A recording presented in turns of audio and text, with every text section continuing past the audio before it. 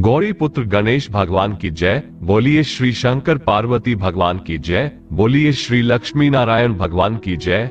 मित्रों, आज कार्तिक मास के कृष्ण पक्ष की अमावस्या तिथि है और आज ही के दिन साल का सबसे बड़ा पर्व दीपावली का पर्व मनाया जाता है। दीपावली का पूजन करने से अति उत्तम फल मिलता है। इससे घर में भगवान श्री गणेश जी का तथा माता लक्ष्मी जी का आगमन होता है। माँ लक्ष्मी धन संपदा की देवी मानी जाती है तथा भगवान श्री गणेश सद्बुद्धि देते हैं। इससे मनुष्यों के सभी रोग शोक दूर हो जाते हैं, मन में उत्साह उत्पन्न होता है और घर परिवार में खुशियां आती है। आज मैं आपको सुना रहा हूँ दीपावली पर सुनी जाने वाली दीपावली की पूजन कथा, और साथ ही साथ आज ही के दिन माँ लक्ष्मी की कथा को सुनना भी बहुत जरूरी होता है। इन कथाओं को सुने बिना दीपावली का पूजन पूर्ण नहीं माना जाता है। तो आप सभी लोग बड़ी ही श्रद्धा और प्रसन्नचित्त मन से इन कथाओं को पूरा अवश्य सुनिएगा।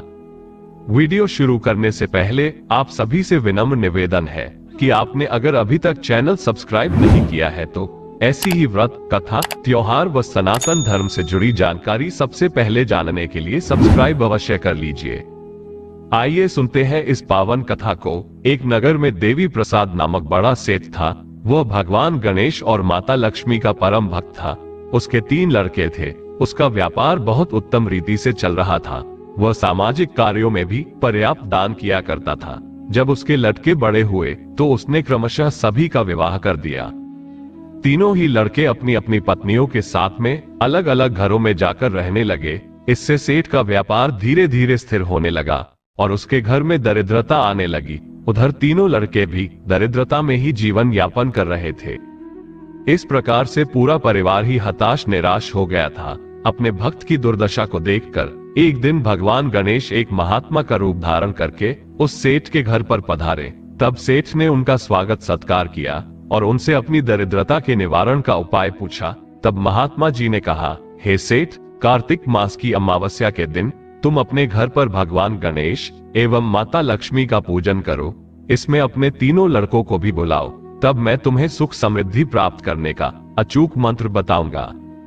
महात्मा जी की आज्ञा को मानकर उस सेठ ने वैसा ही आयोजन किया था। महात्मा जी ने आकर सेठ और उसके तीनों लड़कों से पूजन करवाया और फिर कहा, अब मैं तुम सभी को सुख समृद्धि की प्राप्ति का अचूक मंत्र बताता हूँ। उस मंत्र का नाम है संगठन। इसका तात्पर्य यह है कि आप सभी को मिलजुल कर रहना चाहिए, क्योंकि संगठित होकर रहने से और परस्पर सहयोग करने से व्यापार आदि में उन्नति होती है।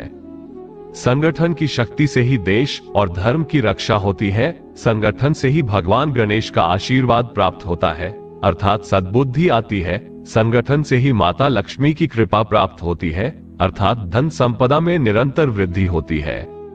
यूं तो भगवान श्री राम अकेले ही रावण आदि राक्षसों का वध करने में समर्थ थे, लेकिन संगठन के महत्व को प्रदर्शित करने के लिए ही उन्होंने सुग्रीव आदि वानरों से मित्रता की थी और सबके सामूहिक सहयोग से ही लंका पर विजय प्राप्त की। इसलिए आप सभी को परस्पर संगठित होकर रहना चाहिए और एक दूसरे के प्रति वैमनस्य की भावना नहीं रखनी चाहिए।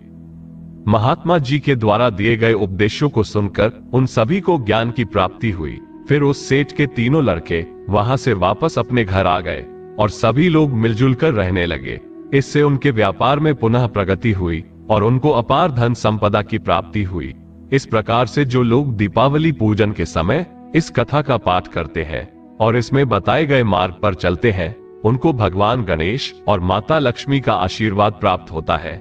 ऐसे मनुष्य शीघ्र ही उन्नति के शिखर पर पहुंच जाते हैं। बोलिए गणेश भगवान और माता लक्ष्मी की जय। आइए अब दीपावली की पूजा में सुनी जाने वाली माँ लक्ष्मी की कथा को सुनते हैं। एक पौराणिक कथा के अनुसार एक गांव में साहूकार रहता था। उसकी बेटी हर दिन पीपल के पेड़ पर जल चढ़ाने के लिए जाती थी। जिस पीपल के पेड़ पर वह जल चढ़ाती थी, उस पेड़ पर माँ लक्ष्मी का वास था। एक दिन लक्ष्मी जी ने साहूकार की बेटी से कहा कि वो उसकी मित्र बनना चाहती है। लड़की ने जवाब में कहा कि वो अपने पिता से पूछकर बताएगी। घर आकर साहूकार की बेटी ने पूरी बात बताई। बेटी की बात सुनकर साहूकार ने हाँ कर दी। दूसरे दिन साहूकार की बेटी ने लक्ष्मी जी को सहेली बना लिया। दोनों अच्छी सखियों की तरह ही एक दूसरे से बातें करती। एक दिन लक्ष्मी जी साहूकार की बेटी को अपने घर ले आई लक्ष्मी जी ने अपने घर में साहूकार की बेटी का खूब आदर किया और पकवान परोसे। जब साहूकार की बेटी अपने घर लौटने लगी तो लक्ष्मी जी ने उससे पूछा कि वो उन्हें कब अपने घर बुलाएगी। साहूकार की बेटी ने लक्ष्मी जी को अपने घर बुला लिया, लेकिन आर्थिक स्थिति ठीक न होने के कारण वो स्वागत करने में घबरा रही थी और सोच रही थी कि क्या वो अच्छी तरह से स्वागत कर पाएगी। साहूकार अपनी बेटी की मनोदशा को समझ गया। उसने बेटी को समझाते हुए कहा कि वो परेशान ना हो और फौरन घर की साफ सफाई कर चौका मिट्टी से लगा दे। 4 बत्ती वाला दिया लक्ष्मी जी के नाम से जलाने के लिए भी साहूकार ने अपनी बेटी से कहा। उसी समय एक चील किसी रानी का नौलखा हार लेकर साहूकार के घर आ गई। साहूकार की बेटी ने उस हार को बेचकर भोजन की तैयारी की। थोड़ी ही देर में मां लक्ष्मी भगवान गणेश के साथ साहूकार के घर आई और साहूकार के स्वागत से प्रसन्न होकर उस पर अपनी कृपा बरसाई। लक्ष्मी जी की कृपा से साहूकार के पास किसी चीज की फिर कभी कमी नहीं हुई। बोलिए लक्ष्मी गणेश भगवान की जय। अगर आपको ये वीडियो अच्छी लगी हो तो प्लीज वीडियो को लाइक जरूर कीजिएगा। जय श्री गणेश, जय मां लक्ष्मी आप कमेंट बॉक्स में लिख सकते हैं और हमारे चैनल राम राम जी को सब्सक्राइब करना मत भूलिएगा।